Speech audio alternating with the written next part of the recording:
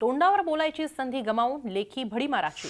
उद्धव ठाकरे यांनी शनिवारी बीकेसीतल्या व्यासपीठावरून खरं तर नरेंद्र मोदींना थेट सुनावण्याची नामी संधी होती, पण त्यापेक्षा मुखपत्रातून हल्ला करणं त्यांनी सोयीचं मानलं।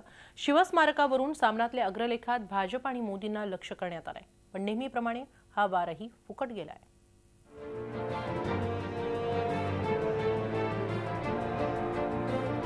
नोटाबंदीवरून गेल्या 50 दिवसात शिवसेना पक्षप्रमुख उद्धव ठाकरे यांनी पंतप्रधान नरेंद्र मोदींना लक्ष्य करण्याची एकही संधी सोडली नाही।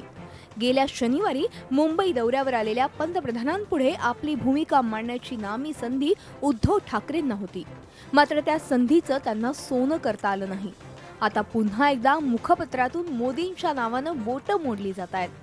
शिवस्मारक व्हावे, पण महाराजांच्या विचाराचे काय, या अग्रलेखातून उद्धव ठाकरेंनी आपल्या मनातली खदखद व्यक्त केली आहे। प्रत्यक्षात सभामंडपात शिवसैनिक व शिवप्रेमी जनता जय भवानी जय शिवाजीचाच गजर करत असताना सत्ताधारी पक्षांचे लोक पुढे बसून मोदींचा गजर करत होते।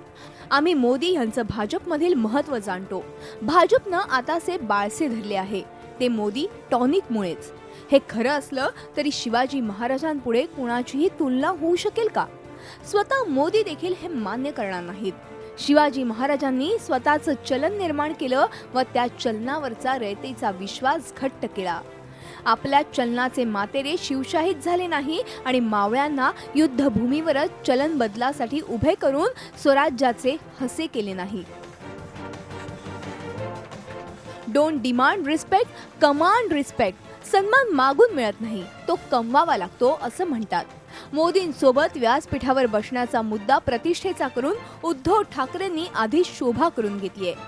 सरकार पुरस्कृत भाजपच्या व्यासपीठावर मोदींच्या उपस्थितीत उद्धव ठाकरेंच्या देहबोलीतून त्यांची अस्वस्थता स्पष्ट दिसत होती।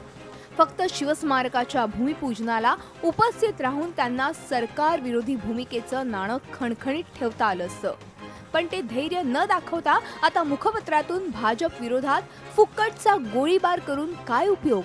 शिवसेना पक्षप्रमुखांच्या नाराजीची दखल घ्यायला मोदींकडे वेळ आहे तरी का? Bureau report, Zee media, Mumbai. Zee 24 तास रहा एक पाऊल पुढे।